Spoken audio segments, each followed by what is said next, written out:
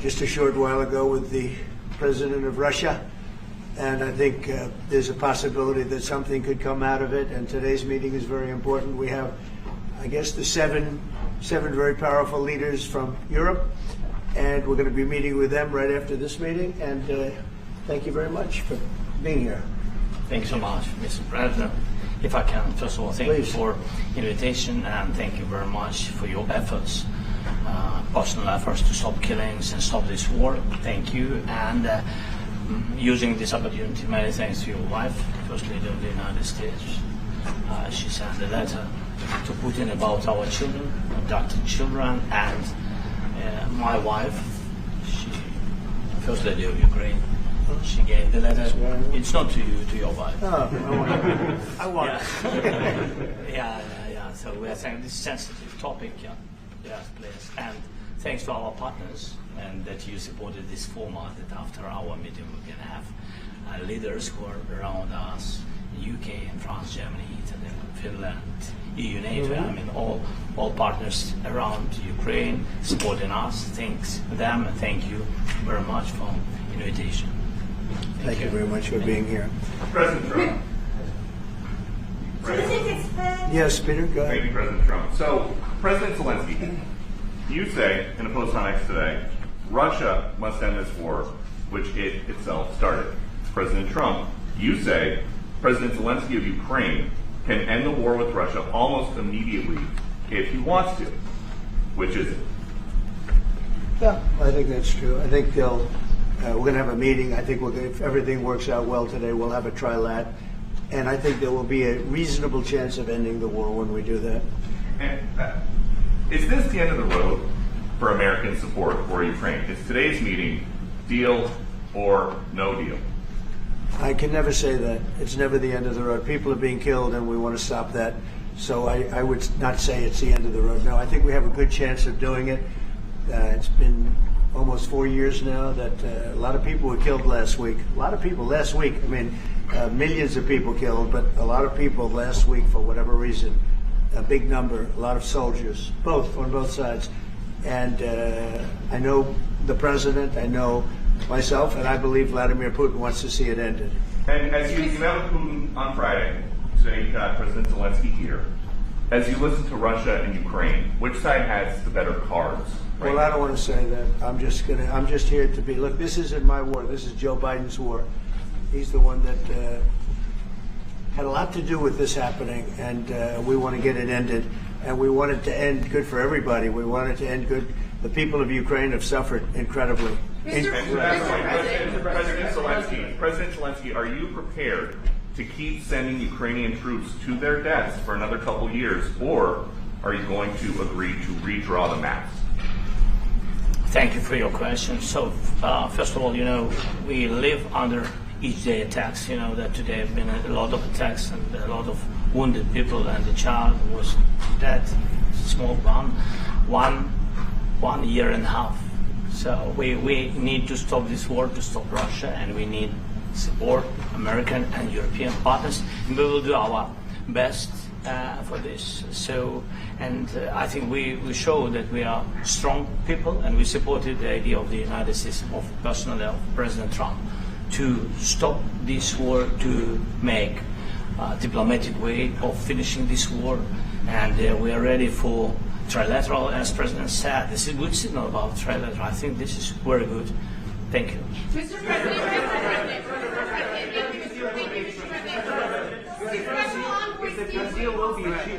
if the peace deal will be achieved, are you going to be willing to send American peacekeepers to Ukraine? Well, we're going to work with Ukraine. We're going to work with everybody, and we're going to make sure that if there's peace, the peace is going to stay long-term. This is very long-term. We're not talking about a 2-year peace and then we end up in this mess again. We're going to make sure that everything's good. We'll work with Russia. We're going to work with Ukraine. And we're going to make sure it works. And I think if we can get to peace, it's going to work. I have no doubt about it.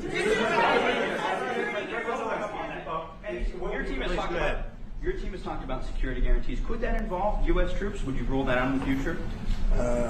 We'll let you know that maybe later today. We're meeting with 7 great leaders of great countries also, and we'll be talking about that. They'll all be involved, but there'll be a lot of help when it comes to security. There's going to be a lot of help. It's going to be good.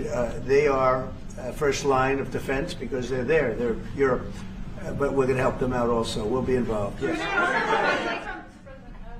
Vladimir Putin mentioned that the war will not end without addressing the root causes of this war.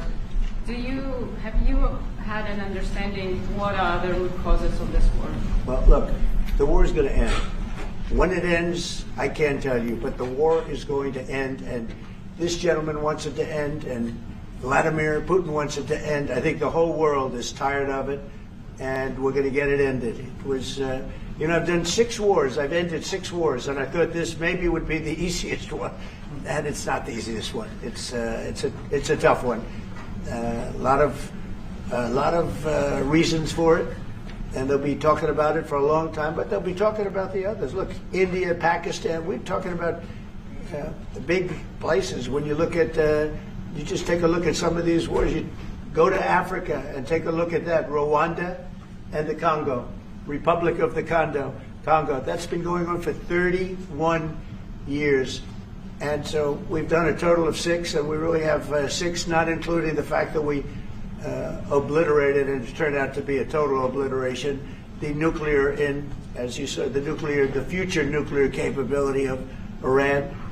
And this one, I think we're going to get solved also. I feel confident we're going to get it solved. Like guarantees or like special envoy put forward. Thank you, Mr. President. Can you tell us about your conversations with European leaders and what they need to see to support an end to the war? Yeah, well, we're going to be meeting with a great representative group and 7 very powerful, very big countries and great people, all friends of mine and friends of yours. And we're going to have some suggestions made. They want to see peace. They would like to see peace. Go ahead, please. In the red. President Trump, do you think it's fair for Ukraine and for Russia to achieve a lasting and durable peace if Ukraine cedes its territories that Russia hasn't yet conquered? Do you think it's a fair peace for Ukraine? We're going to have a lasting peace. Just to answer the first part of your question, we're going to have a lasting peace. I hope it's going to be immediately. I hope it doesn't have to go on. And I think people in the whole world is going to be very happy when that's announced. Yeah, please. Mr. President, you posted on social media, Mr. President, a very touching letter from the First Lady, and the letter was hand-delivered to President Putin, and it calls for an end to the war, essentially, because of the children and the children's future. Why did the First Lady feel that letter was necessary? Was it because she believes that Mr. Putin is the aggressor in the war? Is a similar letter being hand-delivered to President Zelensky? So the First Lady felt very strongly. She's watched the same thing that you watch and that I watch. I see things that you don't get to see, and it's horrible. But when she's got a great love of children, she has a wonderful son that she loves, probably more than anybody, including me. I hate to say it, but she loves her son. She loves children. And she hates to see something like this happening, and that goes for other wars too. I mean, she sees the heartbreak, the parents, the funerals that you see on television. Always funerals. We want to see something other than funerals. No, she felt it was a beautiful letter. It was very well received by him, and she did ask me to say, she would love to see this end.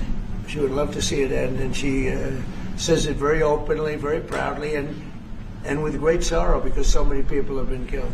Last week, Brian, go ahead, Brian. Yes, sir. I've got a question for each of you. First of all, Mr. President Zelensky, you look fabulous in that suit. I said the same thing. Yeah, you look good. I said the same thing. Yeah. Isn't that nice? That's the one that attacked you last time. See, now he's. I remember that. No, my first question for you, But President you Zelensky. had in the same suit. You see, I changed. You are not. Maybe yours is much better. Real quickly, upon peace, God willing we get peace, are you open to holding an election in your country? Yes, of course. We are open for election, yes. We have to do safety circumstances, and a little bit we need to work in the parliament because during the war you can't have elections, but we can do security. We need, maybe, how to say, we need a truth, yes, everywhere, in the battlefield, in the sky, in the sea, yeah, to make possible for people to do democratic, open, legal elections. So you say we're ready. during the war you can't have elections. So let me just say 3.5 years from now.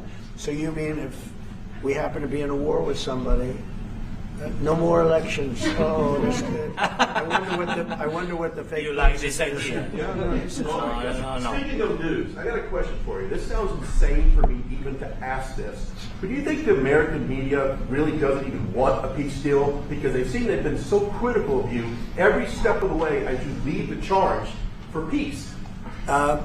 It's an amazing phenomenon. I said that if in the settlement you got Moscow, St. Petersburg, and thousands of miles around them, they would say, I made a bad deal.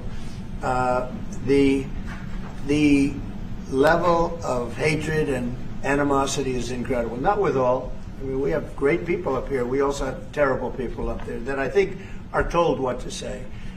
But, you know, in solving all of these wars, they don't even write about it. You know, I saw major wars. I saw wars that have been going on for 31, 35, and 37, and a couple of quicker ones. One that was going to go into a full-blown deal very quickly. You know what the one I'm talking about. It was a big one. But they don't even write about that. No matter what I do, no matter what, and you know, this is not anything to do with you. It's probably to your advantage in a certain way. But no matter what I do, no matter what deal I make, from my standpoint, you'll come out good. Maybe President Putin will come out good. But they'll say, Trump was absolutely horrible. It's just that, and I've lived with that for a long time. I've lived with it since just before the first election. I used to get great publicity. Now I get the worst publicity anyone's ever gotten in office, but I won in a landslide, so that people understand. They're the only ones that count, ultimately. But I've also had great reporters. I've had journalists that are very good.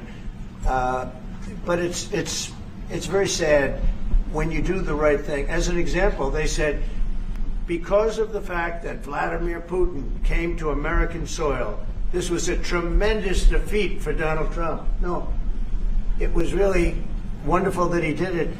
It was a hard thing for him to do, to be honest with you. It was the opposite of what they said, but they said it. Now, if he didn't come, they'd say that was also bad for Trump. Yeah, there's no way. And there's just a great dishonesty of the press, and I think that's why it's lost its credibility. You know, its credibility is at an all-time low. We have a thing going on right now in D.C. We went from the most unsafe place anywhere to a place that now friends are calling me up, Democrats are calling me up, and they're saying, sir, I want to thank you. My wife and I went out to dinner last night for the first time in 4 years, and Washington, D.C. is safe, and you did that in 4 days. I'll tell you, it's safe. I had another friend of mine, he has a son who's a great golfer, he's on tour, and he came in fourth yesterday in the big tournament where Scotty Scheffler made the great shot, and he said his son is going to dinner in Washington, D.C. tonight. I said, would you have allowed that to happen a year ago? He said, no way, no way. He said, what you've done is incredible. And I think the people realize it. But the press says, he's a dictator, he's trying to take over.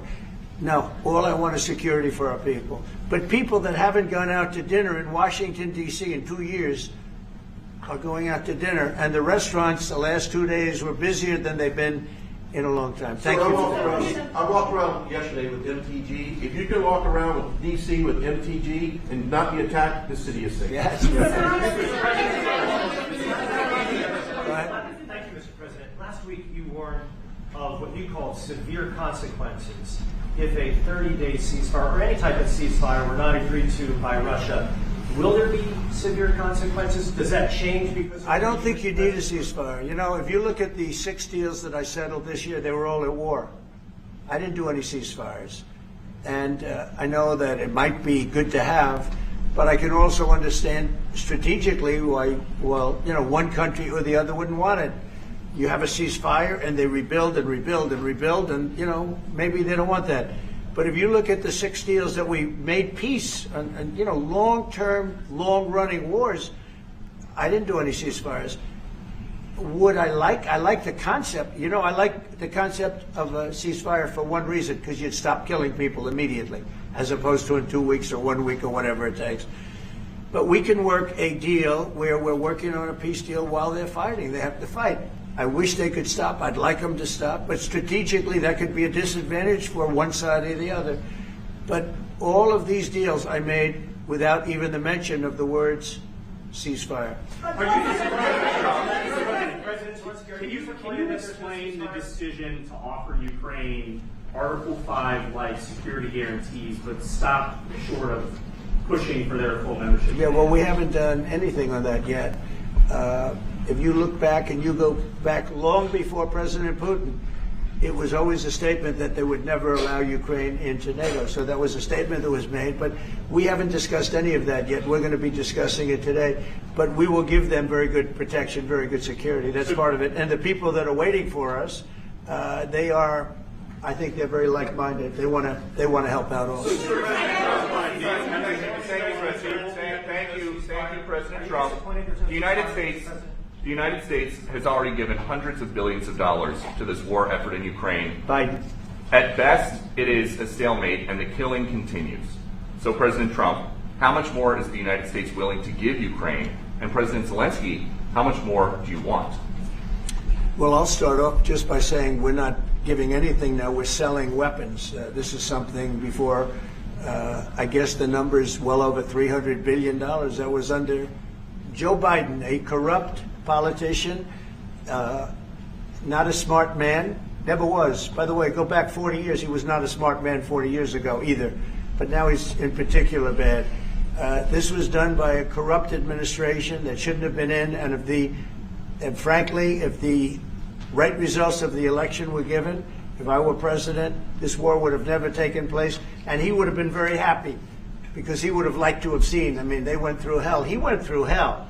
This war would have never happened, and the people that were killed, a couple of million people, a lot of people with soldiers and everything else, and the people that have been displaced and forced into other areas and other countries because of what's happened, none of that would have happened. And I'm just saying that he was a horrible president, whether it was the borders or this.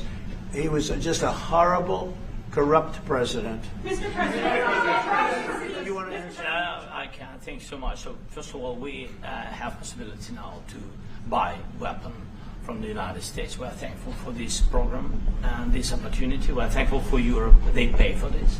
And through NATO program, for example, Pearl and etc., we have some programs where we can have some money to finance this. And this is a part, I think, it's not a part for the war and to defend us. It also will be a part for security guarantees, to strengthen our army, to rearm Ukrainian army. This is very, very important.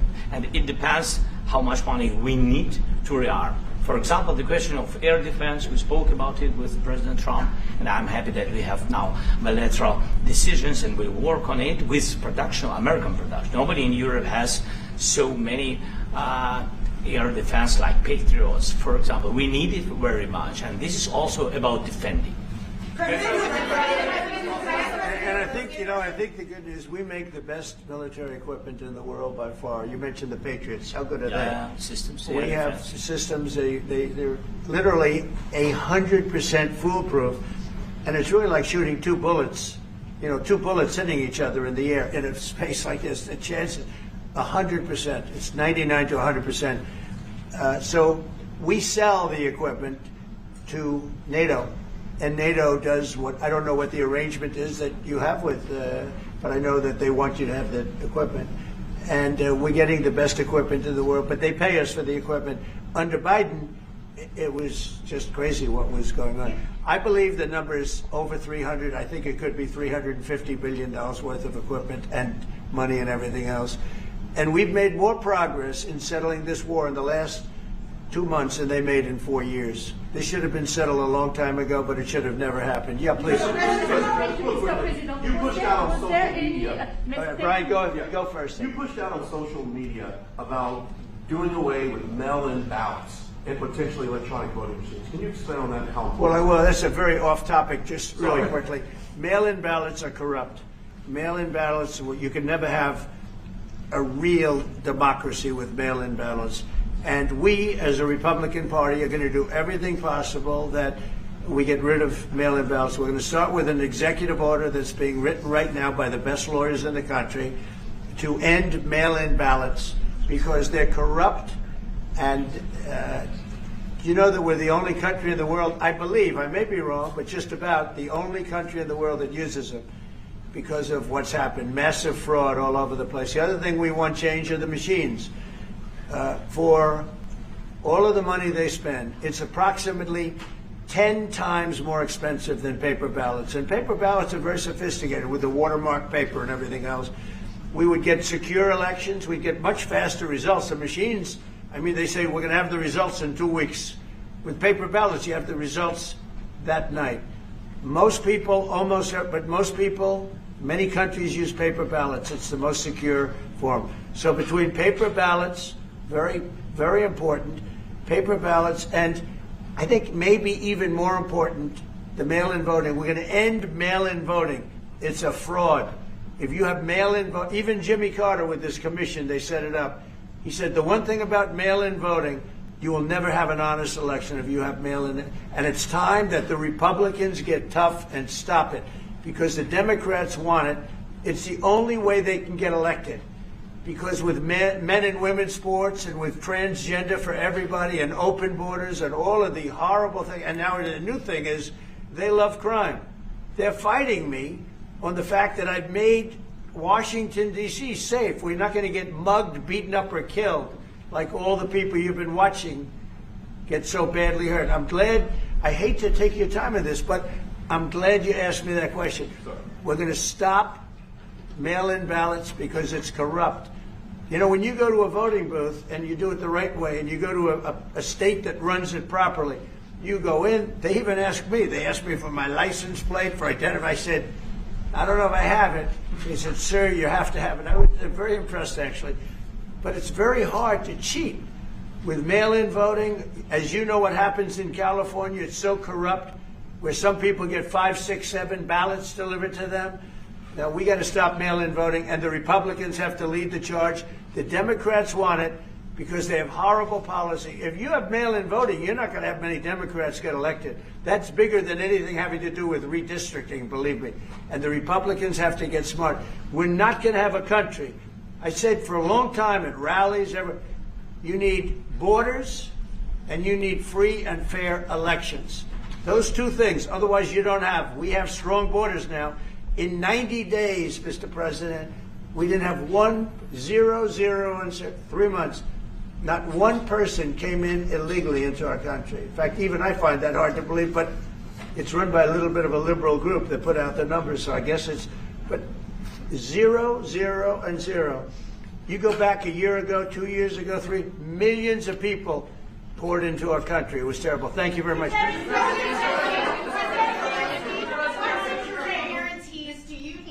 President Trump to be able to make a deal? Is it American troops, intelligence, equipment? What is it? Everything. Really, it includes two parts. First, strong Ukrainian army. That's what I began to discuss with your colleagues. And it's a lot about weapon and people and training missions and intelligence. And second, we will discuss with our partners. It depends on the big countries, on the United States, on a lot of our friends. And Mr. President, are you going to commit American troops to that NATO-like protection in order to get President Zelensky to a deal today? Well, I don't know if you define it that way, but NATO-like, I mean, we have people waiting in another room right now. They're all here from Europe, biggest people in Europe, and they want to give protection. They feel very strongly about it, and we'll help them out with that. I think it's very important. I think it's very important to get the deal done. You've been involved with the peacekeeping in Ukraine since your first day in the administration. What would you say to the Ukrainian people right now who are suffering under the Russian attacks and hoping that the American people will stand with them? Well, I know Ukrainian people. I've known many over the years. They're great people. They're smart. They're energetic. They love their country. I mean, they love their country, and we want to get this war ended. That's all I can do. I love the Ukrainian people, but I love all people. I love the Russian people. I love them all. I want to get the war stopped. Very important. Was there any aspect of your discussion with Vladimir Putin that left you disappointed? Look, we just spoke to, I was just telling the president, I just spoke to President Putin indirectly, and we're going to have a phone call right after these meetings today. And we may or may not have a trilat. If we don't have a trilat, then the fighting continues. And if we do, we have a good chance. I think if we have a trilat, there's a good chance of maybe ending it. But he's expecting my call when we're finished with this meeting. Thank you very much, everybody.